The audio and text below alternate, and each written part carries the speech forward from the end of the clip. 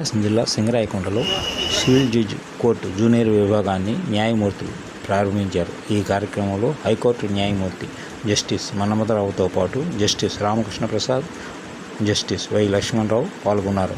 అలాగే ప్రకాశం జిల్లా ప్రిన్సిపల్ జిల్లా జడ్జి శ్రీమతి భారతి, జస్టిస్ రాజశేఖర్తో పాటు ప్రకాశం జిల్లా కలెక్టర్ అన్సారియా, ప్రకాశం జిల్లా ఎస్పీ దామోదర్ కూడా పాల్గొన్నారు.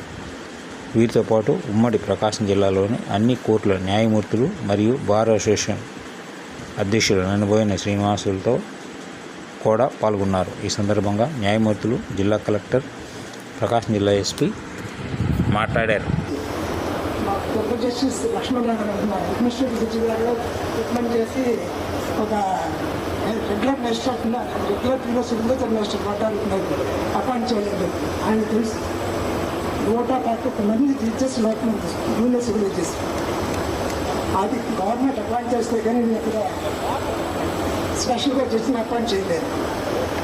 ఎస్పీ గారు ఉన్నారు ఇక్కడ, వాళ్ళే బెయిల్బుల్ వారిస్తూ నాన్ బెయిల్బుల్ వారిస్తూ ఎగ్జిక్యూట్ చేస్తే కానీ ఇక్కడ మీరు కోర్టులో వర్క్ చేయలేరు.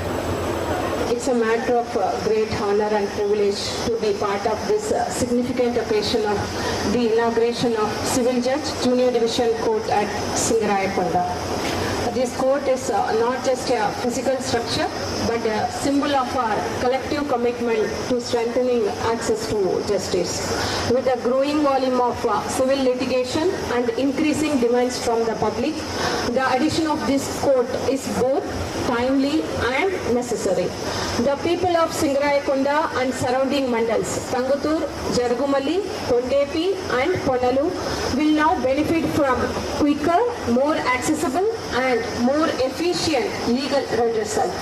ఈ కోర్టు ఇక్కడ ప్రజలకి న్యాయం అందించాలి, దగ్గరలో ఉండి ప్రతి ఒక్కరికి అందుబాటులో ఉండాలన్న ఉద్దేశంతో లోకల్ ఆఫీసర్ అయినటువంటి సార్ చాలా ఒక కార్యదీక్షతో ఇక్కడ కోర్టు పెట్టాలి అన్న ఉద్దేశంతో ఒక అవకాశం ప్రజలకు కూడా, ఇక్కడ యూత్ కూడా, లాయర్స్ కానివ్వండి, లోకల్లో వాళ్ళకి, అలాగే కక్షదారులకు కూడా ఇది దగ్గరగా ఉంటుందనేసి సార్ ఒక పట్టుదలతో దీన్ని ఈ కోర్టు కొత్తగా ఇక్కడ దీన్ని స్టార్ట్ చేయించడం. అలాగే సారు మాకు ఒక బాధ ఉంది సార్, మీరు ఈరోజు ఇక్కడి నుంచి బెంగళూరు కర్ణాటకకి ట్రాన్స్ఫర్ అవుతున్నప్పుడు కూడా మాకు ఈ యొక్క అవకాశం మీరు ఈ సింగరాయకొండ ప్రజలకు ఇవ్వడం ఇది మర్చిపోలేని రోజు సార్. ఇది ఒక